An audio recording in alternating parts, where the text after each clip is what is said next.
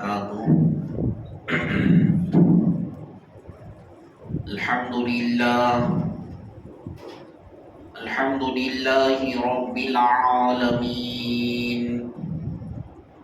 والعاقبۃ للمتقین والصلاة والسلام على سید الانبیاء والمرسلین وعلى آلہ واصحابہ الطیبین الطاہرین۔ اشہد ان لا الہ الا اللہ وحدہ لا شریک لہ واشہد ان سیدنا ونبینا ومولانا محمدا عبدہ ورسولہ صلی اللہ علیہ وعلی آلہ واصحابہ وازواجہ وذریاتہ وعلماء ملتہ واولیائہ اجمعین، اما بعد فاعوذ باللہ من الشیطان الرجیم، بسم اللہ الرحمن الرحیم۔ هو الأول والآخر والظاهر والباطن، صدق الله مولانا العظيم۔ وقال تعالى في شان حبيبه إن الله وملائكته يصلون على النبي يا أيها الذين آمنوا صلوا عليه وسلموا تسليما۔ اللهم صل على سيدنا وشفينا ونبينا ومولانا محمد وعلى آل سيدنا محمد وبارك وسلم صلاة وسلاما عليك يا حبيبي يا رسول الله صلى الله تعالى عليك وسلم۔ معزز سامعین کرام، محترم بزرگوں اور عزیز دوستوں، خالق کائنات کا فضل احسان ہے، اس نے ہم گنہگاروں کو کالی کملی والے آقا حضور رحمت للعالمین شفیع المذنبین ارواحنا فدا مصطفیٰ صلی اللہ علیہ وسلم کا امتی بنایا۔ کرم ہے حق تعالیٰ کا، اس نے ہم گنہگاروں کو احکامات خداوندی کے تحت زندگی بسر کرنے کے لیے قرآن اور احادیث سے مالا مال فرمایا، اور حضور علیہ السلام کے ذکر خیر کو سننے کے لیے ہم اور آپ کو یہاں پر جمع فرمایا۔ عزیزان محترم، گزشتہ 3 دنوں سے میں آپ حضرات کے سامنے درود پاک سے متعلق چند باتیں آپ حضرات کے گوش گزار کر رہا تھا۔ کل میں نے آپ حضرات کے سامنے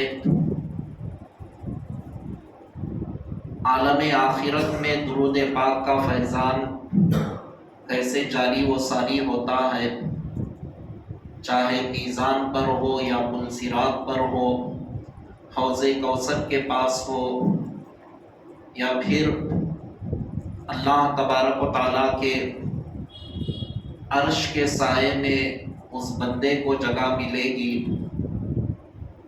تو مختصر چند باتیں آپ حضرات کے گوش گزار کیا، اور اس پر ہم اور آپ کو مرتے دم تک عمل پیرا ہونے کی سخت ضرورت ہے، کیونکہ وہ چیز ہے جو دنیا میں، عالم برزخ میں، عالم آخرت میں ہماری نجات اور ہماری کامیابی کا سب سے بڑا سبب ہے،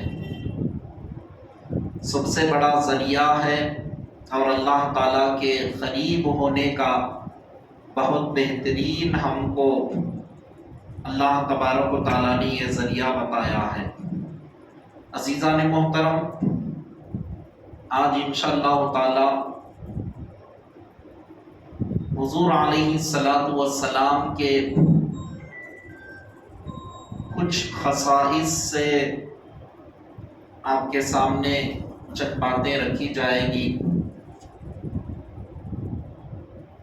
یوں تو دیکھا جائے تو حضور علیہ الصلوۃ والسلام کے بے شمار خصائص ہیں۔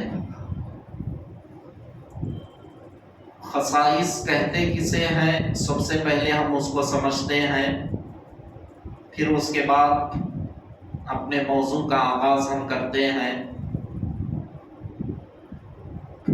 عربی کے اندر خصائص کہتے ہیں خصوصیات، یعنی اس کو اور عام طور پر کہا جائے اسپیشلٹی، کن کی؟ ہمارے اور آپ کے آقا حضور علیہ الصلوۃ والسلام کی۔ اور اس کو آسان کر دے جائے، اللہ تبارک و تعالی ہمارے اور آپ کے آقا جناب محمد رسول اللہ صلی اللہ علیہ وسلم کو اللہ تبارک و تعالی نے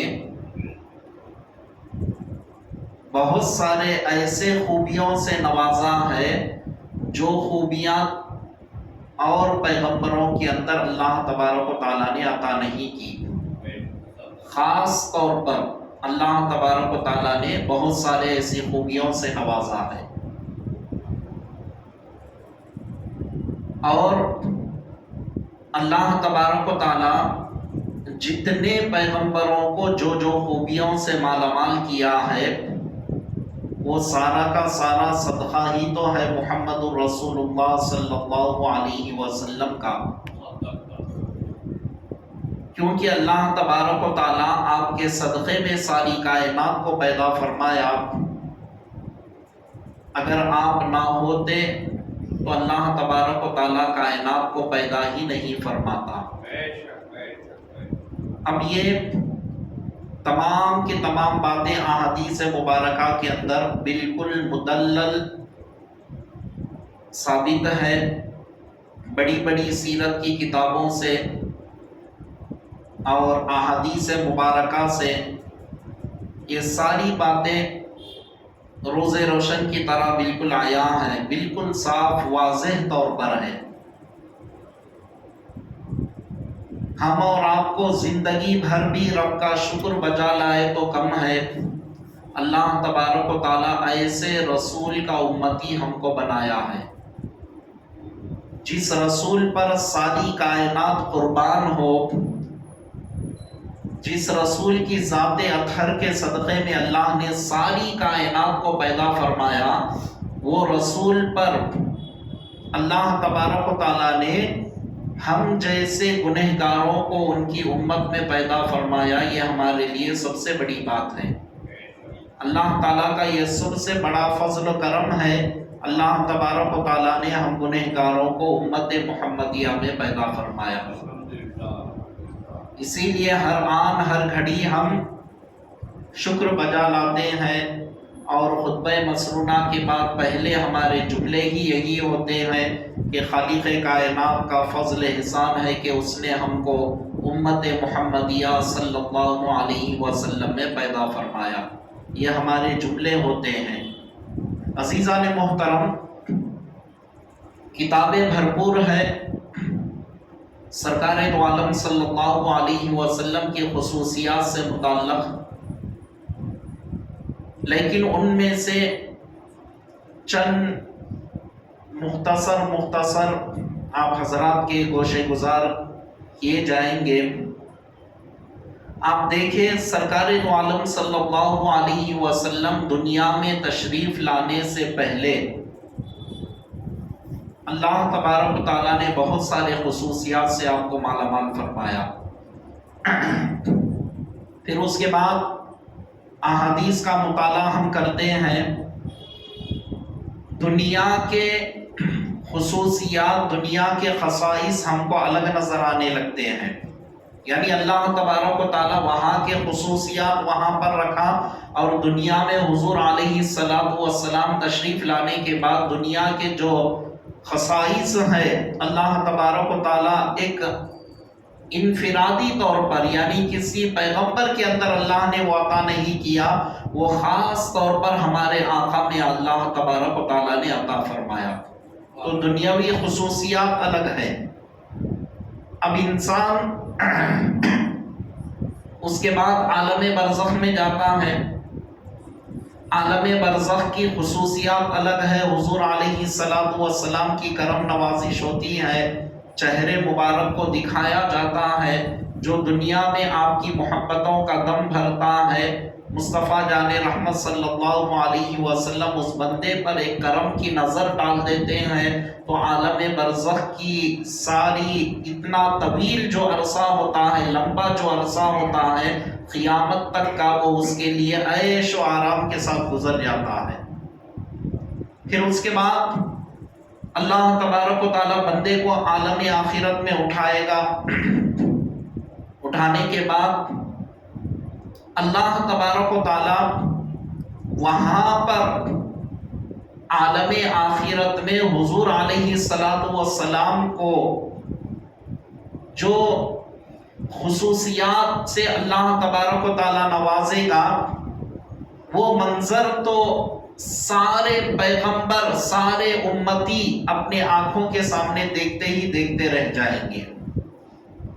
حضرت سیدنا آدم علیہ الصلوۃ والسلام سے لے کر حضرت عیسیٰ علیہ الصلوۃ والسلام تک تمام پیغمبر 1,00,000 کم و بیش 24,000 یا 80,000 جتنے بھی پیغمبر ہیں، سب کے امتی قیامت میں مصطفیٰ کی شان و عظمت دیکھتے رہیں گے۔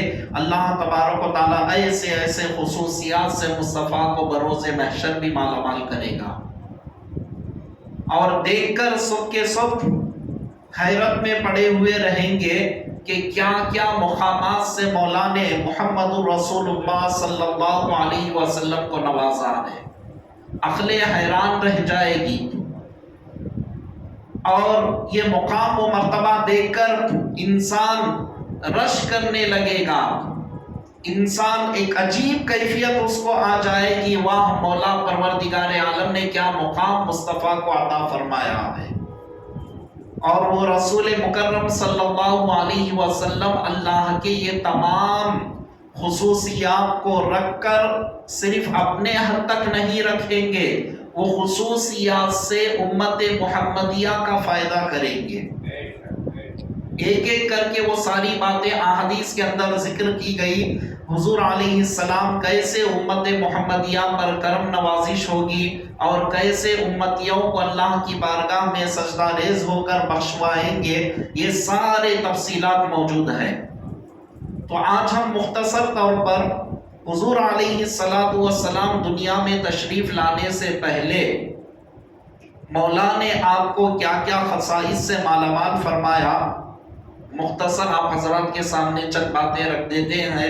ایک مرتبہ درود پاک پڑھ لیجیے، اللہم صلی علی سیدنا و شفیعنا و نبینا و مولانا محمد وعلی آل سیدنا محمد وبارک وسلم۔ ساری کائنات میں اللہ کی ذات تنہا تھی، اس کے علاوہ کوئی نہیں تھا۔ پروردگار عالم اس وقت اپنے نور سے حضور علیہ الصلوۃ والسلام کے نور کو پیدا کیا، اور یہ روایت حضرت جابر رضی اللہ تعالیٰ عنہ کر رہے ہیں۔ سیرت کی بڑی بڑی کتابوں کے اندر یہ روایت موجود ہے، سیرت حلبیہ وغیرہ، یہ تمام میں سبل الہدی والرشاد اور دیگر جو کتابیں ہیں، تو سیرت کی کتابوں میں یہ موجود ہے۔ حضرت جابر رضی اللہ تعالیٰ عنہ اس کی روایت بیان فرما رہے ہیں، اللہ تبارک و تعالیٰ کی ایک ہی ذات تھی۔ میں عام فہم انداز میں آپ کے گوشے گزار کر رہا ہوں، کیونکہ سیرت میں بھی آپ بارہا تفصیلات کو سنتے ہیں، صرف تفصیلات میں جانا نہیں ہے، صرف اشارے دے کر میں بات کو آگے لے جا رہا ہوں۔ حضور علیہ الصلوۃ والسلام کو اللہ تبارک و تعالیٰ نے اپنے نور سے پیدا فرمایا، اور وہ نور کو اللہ تبارک و تعالیٰ جب تک چاہا رکھا، اب اس کی تفصیلات تو کتابوں کے اندر بھرپور ہے کہ وہ نور اللہ تبارک و تعالیٰ کی تسبیح کبریائی بیان کرتے رہا، اللہ تبارک و تعالیٰ حکم دیتے گیا، وہ نور اللہ کی کبریائی بیان کرتا گیا، پھر اس سے نور سے پسینے کے قطرات گرے، یہ سارے کے سارے اللہ تعالیٰ نے فرشتوں کو بنایا، پیغمبروں کو بنایا، اس سے 4 حصے کیے، ساری تفصیلات موجود ہے۔ لیکن صرف میں وہ حدیث پاک کے اندر حضور علیہ السلام کی خصوصیت کی طرف میں اشارہ کر رہا ہوں۔ حضرت جابر رضی اللہ تعالیٰ عنہ سے حضور علیہ السلام بیان فرما رہے ہیں، اللہ کی ایک ذات تھی، اس کے علاوہ کوئی نہیں تھا، تو وہ پروردگار اپنے نور سے میرے نور کو پیدا فرمایا، اور پیدا فرمانے کے بعد اور وہ نور اللہ تبارک و تعالیٰ کے قرب میں رہا، اللہ تعالیٰ کے قریب رہا، جہاں چاہے اللہ تبارک و تعالیٰ کے قرب میں گشت کرتا، وہاں پر اللہ تبارک و تعالیٰ جب تک چاہا رکھا۔ پھر اللہ تبارک و تعالیٰ حبیب پاک صلی اللہ علیہ وسلم کے جب نور کو پیدا فرمایا، اس سے پہلے کائنات میں کوئی چیز نہیں، آدم علیہ السلام بھی نہیں، کوئی نہیں۔ جب اللہ تبارک و تعالیٰ کے حبیب صلی اللہ علیہ وسلم کا جب یہ نور اللہ تبارک و تعالیٰ نے پیدا فرمایا، حدیث پاک میں آتا ہے جب نہ لوح تھی، نہ قلم، نہ فرش تھا، نہ عرش، نہ سورج، نہ چاند، نہ جن، نہ انسان، سارے مخلوقات کو احاطہ کرتے ہوئے ساری خلقت کی جو چیزیں ہیں اس کو بیان کر دیا گیا۔ جب حضور علیہ السلام کا نور پیدا ہوا، نہ لوح تھا، نہ قلم، نہ زمین، نہ آسمان، نہ سورج، نہ ستارے، نہ جنات، نہ انسان، کچھ نہیں تھا، تو اللہ تبارک و تعالیٰ نے اپنے حبیب صلی اللہ علیہ وسلم کے نور کو پیدا فرمایا، اور آپ کے نور سے اللہ تبارک و تعالیٰ نے پھر ساری کائنات کو اللہ تبارک و تعالیٰ نے پیدا فرمایا۔ تو یہ خاصیت 1,00,000 کم و بیش 24,000 پیغمبروں کو یہ خاصیت اللہ تبارک و تعالیٰ نے عطا نہیں فرمائی۔ یہ خصوصیت صرف اور صرف ہمارے آقا کو اللہ تبارک و تعالیٰ نے عطا فرمایا۔ تو آپ دیکھتے چلے جائیں، احادیث پر غور کریں، نورانیت کے اعتبار سے ہمارے آقا سب سے پہلے ہیں۔ اب اس کے بعد اور آگے بڑھتے چلے جائیں، نبی ہونے کے اعتبار سے بھی ہمارے آقا سب سے پہلے ہیں۔ خود حضور علیہ السلام بیان فرما رہے، حضرت ابو ہریرہ رضی اللہ تعالیٰ عنہ روایت کر رہے ہیں کہ اللہ تبارک و تعالیٰ نے متا وجبت کالنبوہ، حضرت جابر رضی اللہ تعالیٰ عنہ عرض کر رہے ہیں کہ یا رسول اللہ، آپ پر نبوت کب واجب ہوئی، کب آپ نبی بنائے گئے؟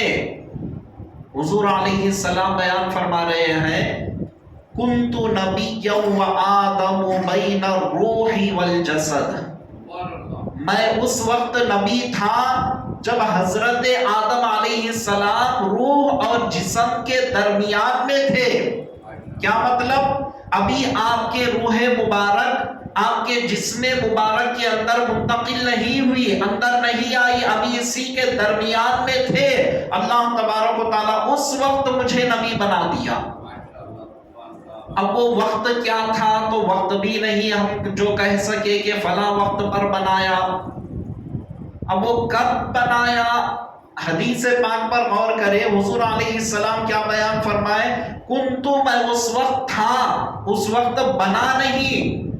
اس وقت بنے گیا تو اگر بات سمجھ میں آتی کہ حضور علیہ السلام حضرت آدم علیہ السلام روح اور جسم کے درمیان میں تھے، اس وقت اللہ نے مجھے بنایا تھا، تو پہلے ہی سے اللہ تبارک و تعالیٰ نے مجھے بنا دیا، تو تب تھا میں۔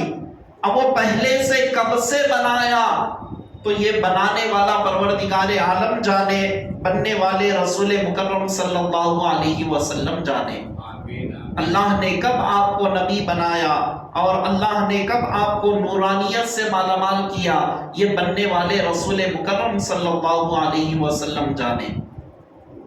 اس وقت میں نبی تھا۔ آج کل عقیدہ کیا دیا جا رہا ہے، کتابوں کے اندر لکھا جا رہا ہے حضور علیہ السلام 40 سال میں نبوت ملی، نبوت حاصل ہوئی۔ یہ بالکل سراسر غلط عقیدہ ہے، یہ عقیدہ بالکل غلط ہے۔ اگر یہ عقیدہ رکھیں گے احادیث کا انکار لازم آ جائے گا۔ سرکار دو عالم صلی اللہ علیہ وسلم صاف طور پر بیان فرما رہے ہیں، میں حضرت آدم علیہ السلام روح اور جسم کے درمیان تھے، اس وقت میں نبی تھا۔ اور ایک روایت میں کنت نبی و آدم بین الماء والطین کے لفظ آئے ہیں، مٹی اور پانی کے درمیان میں تھے، اس وقت میں نبی تھا۔ اب یہ سارے احادیث کا انکار لازم آ جائے گا۔ اب پھر 40 سال کو نبی بنے جو کہتے ہیں، تو یہ سمجھنے کا فرق ہے۔ اگر علماء اہل سنت کی بارگاہ میں آتے، سمجھتے، تو آسانی سے بات کو سمجھ میں آ جاتی۔ اہل غیروں سے اگر سمجھیں گے احادیث کو، تو احادیث کیسے سمجھ میں آئے گی؟ کسی بھی چیز کو اس کے فن والوں سے سمجھیں گے تو صحیح طور پر سمجھ میں آئے گا، اور اس کا صحیح فن رکھنے والوں سے سمجھیں گے تو صحیح سمجھ میں آئے گا۔ حجام سے جا کر استنجا کے مسئلے اگر پوچھیں گے تو وہ بیچارہ کیا بیان کرے گا؟ وہ تو صرف سر پر کیسی کٹنگ کرنا وہ اس کو معلوم ہے، کیسے بال کیسے کرنا وہ اس کو معلوم ہوتا ہے۔ تو ہر چیز کے لیے اللہ تبارک و تعالیٰ نے ایک ڈپارٹمنٹ کو اللہ تبارک و تعالیٰ رکھ دیا ہے۔ ہمارا کام بنتا ہے ہم ان سے علم کو حاصل کریں۔ تو الغرض معزز سامعین اکرام، جو یہ عقیدہ رکھتے ہیں سرکار دو عالم صلی اللہ علیہ وسلم 40 سال میں نبی بنے، تو یہ عقیدہ غلط ہے۔ پھر کیا مطلب؟ واقعی آپ کو دکھاتے ہیں سیرت میں، دیکھو حضور علیہ السلام نبی ہونے کا اعلان کیے، اس وقت نبی بنے، نبی ہونے کا اعلان کیے۔ اعلان کرنا الگ بات ہے، نبی بننا الگ بات ہے۔ اللہ تبارک و تعالیٰ نے حضور علیہ السلام کو جب نبی بنا دیا، دنیا میں حضور علیہ السلام تشریف لائے، اپنے آپ کی شخصیت کو لوگوں کے سامنے رکھا، اپنے اخلاق، اپنے کردار کو، اپنے کیریکٹر کو، اپنی زندگی مبارکہ کو لوگوں کے سامنے رکھا۔ رکھنے کے بعد لوگ متاثر ہوتے گئے، اور لوگ جو دشمن تھے وہ بھی کہنے لگے کہ آپ صادق الامین ہیں، آپ وعدے کے بالکل سچے ہیں، آپ نیک انسان ہیں، کبھی جھوٹ نہیں بولتے۔ خود غیر آپ کے صفتوں کو بیان کرنے لگے، آپ کی خوبیوں کو بیان کرنے لگے۔ اب اللہ تبارک و تعالیٰ نے حکم دیا، اے حبیب اب آپ اعلان کیجئے، آپ کو جو میں نے نبوت دیا اس نبوت کو آپ ظاہر کیجئے لوگوں کے سامنے۔ تو حضور علیہ السلام اللہ تبارک و تعالیٰ کا حکم ہوا، تو وہ حکم پر سارے لوگوں کو اکٹھا کر کے سرکار دو عالم صلی اللہ علیہ وسلم اپنے نبی ہونے کا اعلان فرماتے ہیں۔ تو پتہ چلا نبی ہونے کا اعلان کرنا، نبوت کو ظاہر کرنا الگ بات ہے، نبی بننا الگ بات ہے۔ تو ہمارا عقیدہ کیا ہے؟ نبی حضور علیہ السلام اس وقت نبی تھے جب آدم علیہ السلام مٹی اور جسم کے درمیان میں موجود تھے، ابھی مکمل آپ کا جسد مبارک نہیں بنا گیا، اس وقت اللہ نے نبی بنا دیا۔ اظہار کب کرے دنیا میں؟ 40 سال کی عمر مبارک میں اللہ تبارک و تعالیٰ کے حکم سے حضور علیہ السلام دنیا میں نبی ہوں، ظاہر فرمائے۔ تو یہ عقیدہ ہم کو احادیث مبارکہ کی روشنی میں یہ عقیدہ ہم کو رکھنے کی ضرورت ہے۔ اب اس کے بعد دیکھیں عزیزان محترم، سرکار دو عالم صلی اللہ علیہ وسلم کو اللہ تبارک و تعالیٰ نے سب سے پہلے پیدا فرمایا، اور پیدا فرمانے کے بعد جب بھیجنے کا معاملہ آتا ہے دنیا میں، اللہ تبارک و تعالی ہمارے اور آپ کے آقا کو سب سے آخر میں اللہ تبارک و تعالی نے دنیا میں بھیجا، اور آپ بیان فرماتے ہیں میں خلقت کے اعتبار سے، پیدائش کے اعتبار سے پہلے ہوں، لیکن میں دنیا میں آنے کے لحاظ سے اللہ نے مجھے آخر میں بھیجا۔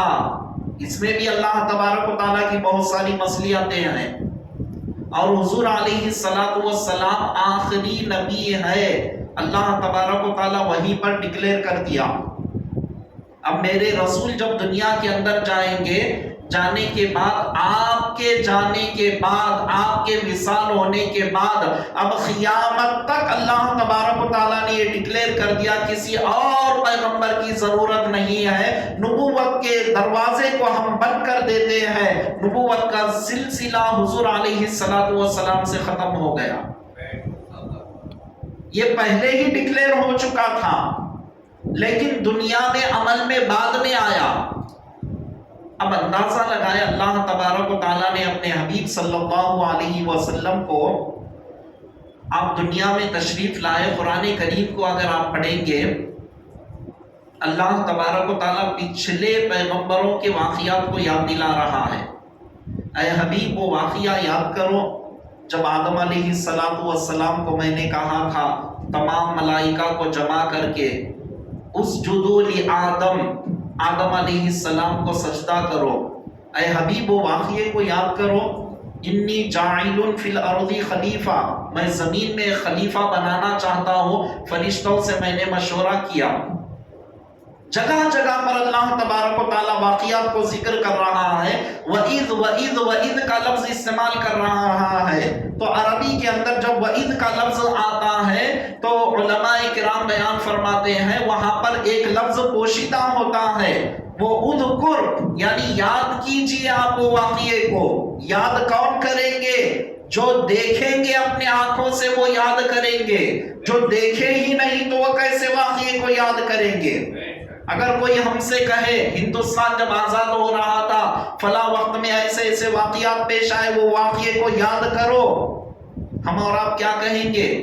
ہنس کر کہیں گے حضرت کن کو کہہ رہے ہیں، ان سے جا کر بولو جب وہ اس وقت زندہ تھے، اس وقت سے اب تک زندہ ہیں، انہیں جا کر پوچھو، ہم تو اس وقت تھے نہیں تو ہم دیکھے نہیں تو ہم یاد کیسے کریں گے؟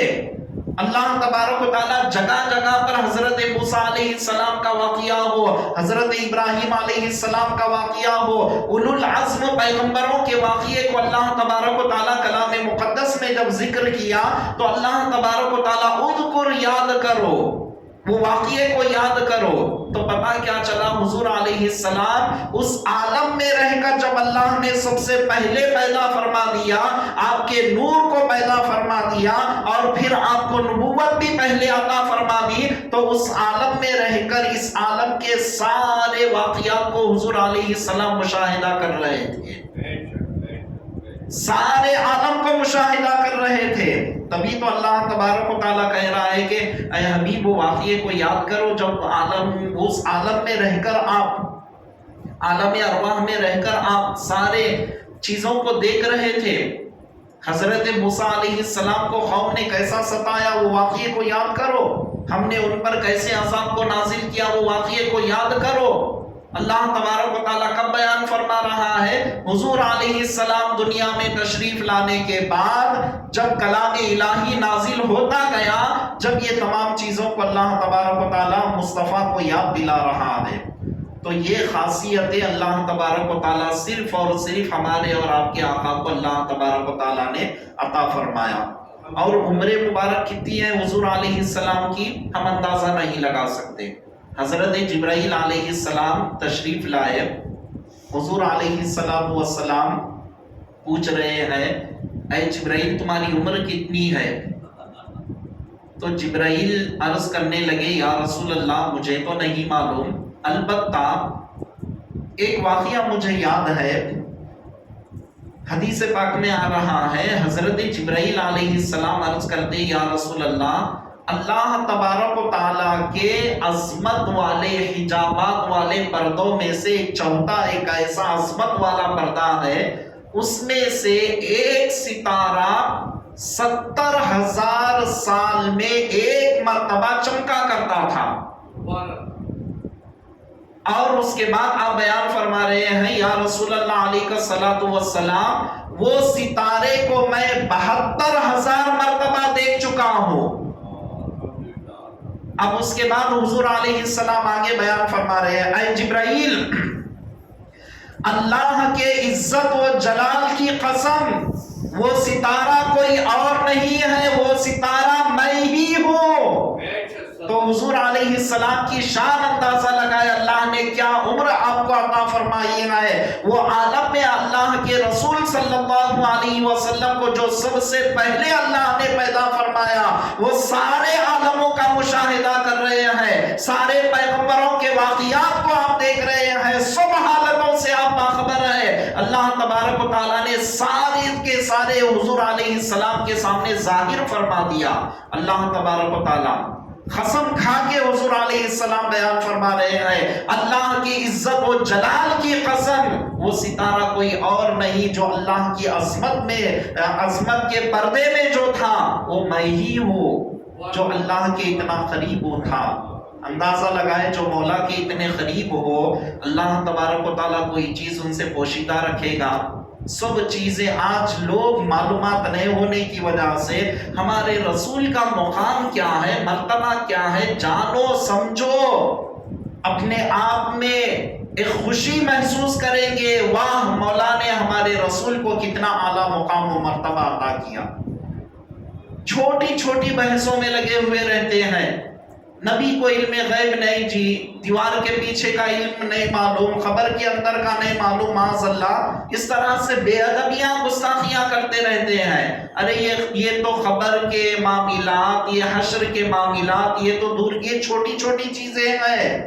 अल्लाह ताला सारे पैगंबरों की हालतों को दिखा रहा है उस मुकाम पर। जब अल्लाह अपने हबीब के सामने जाहिर कर दे तो ये चीजों में बहसे करके ये नहीं मालूम वो नहीं मालूम, अल्लाह ने हमारे नबी को वो इल्म, वो ताकत, वो कमाल, वो कुव्वत अल्लाह तबारक व तआला ने अता फरमाया जो किसी पैगंबर को अल्लाह ने नहीं अता फरमाया। उम्मती होने की हैसियत से खुश होना चाहिए था मुस्तफा का मुकाम व मर्तबा जानकर, लेकिन ये नहीं वो नहीं। कब तक ऐसे करेंगे अजीज़ान मोहतरम? ऐसे अकीदों से बचने की हमको सख्त जरूरत है। तो अजीज़ान मोहतरम, मैं चंद बातें सिर्फ हुजूर अलैहिस्सलातु वस्सलाम आलम अरवाह में, उस आलम में अल्लाह तबारक व तआला ने मुस्तफ़ा की शान व अज़मत, मुस्तफ़ा को कैसे कैसे इख्तियारात, कैसे कैसे खसाइस अल्लाह तबारक व तआला ने अता फरमाया, सिर्फ मुख्तसर आपके सामने बयान फरमाया। अब आप देखें, सारे पैगंबरों को भी अल्लाह तबारक व तआला बुलाकर क्या किया? वादा लिया। आप बारहा सुन चुके, सिर्फ मैं इशारा दे रहा हूँ जहन में आने के लिए। तीसरे पारे में आखिरी रुकू की पहली आयत शरीफा में सारी तफसील मौजूद है। अल्लाह ताला सारे पैगंबरों के रूहों को बुलाकर मुस्तफ़ा की खुसूसियत क्या है बयान कर रहा है। क्या बयान कर रहा है? सारे नबियों से मिसाक ले रहा है, वादा ले रहा है।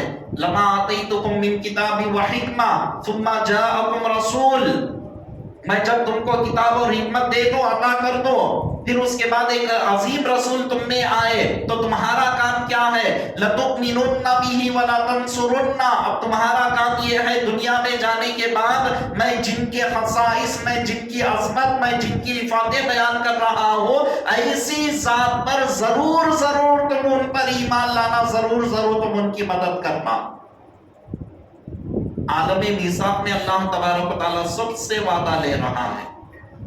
ये किसी पैगंबर को अल्लाह तबारक व तआला ने अता नहीं फरमाया, ये सिर्फ और सिर्फ खासा है मुहम्मदुर रसूलुल्लाह सल्लल्लाहु अलैहि वसल्लम का है।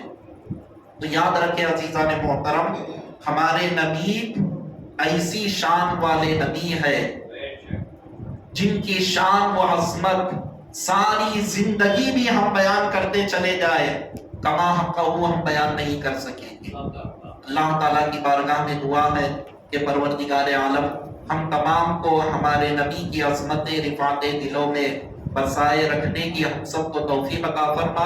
ऐ परवरदिगार आलम, सरकार दो आलम सल्लल्लाहु अलैहि वसल्लम के खसाइस को पढ़ने, समझने, اور ہم سب کو اس پر ایمان لانے کی توفیق عطا فرما. واسطہ سرکار دو عالم صلی اللہ علیہ وسلم کا برحمتک یا ارحم الراحمین. الحمدللہ رب العالمین.